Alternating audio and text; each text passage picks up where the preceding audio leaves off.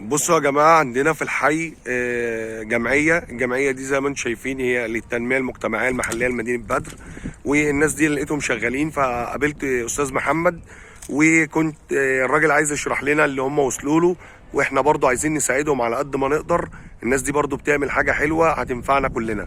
مع الأستاذ محمد اهو. اهلا بحضرتك. ازيك يا أستاذ محمد، عامل ايه؟ الله يكرمك. ربنا يحفظك. باشمهندس، عايزك تشرح لنا ايه دور الجمعية وايه المطلوب عشان نكمل المشروع. هو احنا حضرتك المسجد هنا ان شاء الله مسجد احباب سيدنا النبي صلى الله عليه وسلم عليه الصلاة طبعا والسلام. المسجد هنا طبعا قائم على التبرعات ان شاء الله.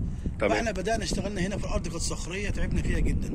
تمام. جبنا حفارات والتكلفه كانت عاليه جدا، وبفضل ربنا خلصناها وصبينا العاديه.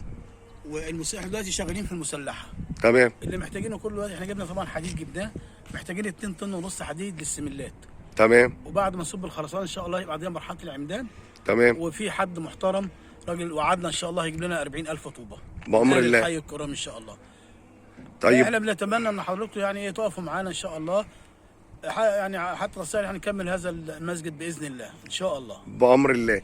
طيب يعني الطرق بتاعت التبرع، هل بتقبلوا مثلا فودافون كاش؟ بص حضرتك، احنا ممكن مثلا احنا هنا قاعدين في الموقع. تمام. وفي برضه في رقم فودافون كاش ممكن نديه لحضراتكم، مفيش تمام. مشكله خالص. ولو حد عاوز يجيب عين من غير فلوس خالص مش فارقه معانا برضه.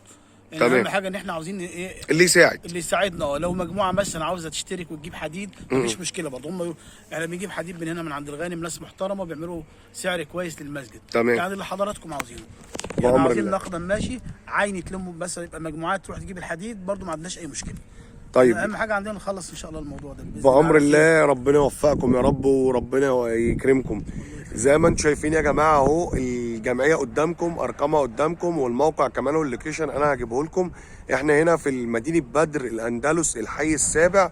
فموقع عمار ال 500. احنا الموقع كله اسمه 842. فاللي حابب يشوف الجامع انا بصور لكم كمان العمار اللي جنبه اهي. تمام. فان شاء الله عايزين نساعد الناس ده على قد ما نقدر، واي حد يشوف الفيديو. بإيصال والتبرع برضو هنا يا جماعه اهو بايصال رسمي. لو انت حابب تتبرع وتاخد ايصال مفيش اي مشكله.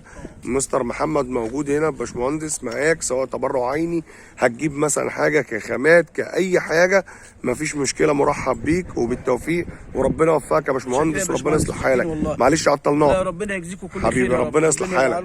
السلام عليكم.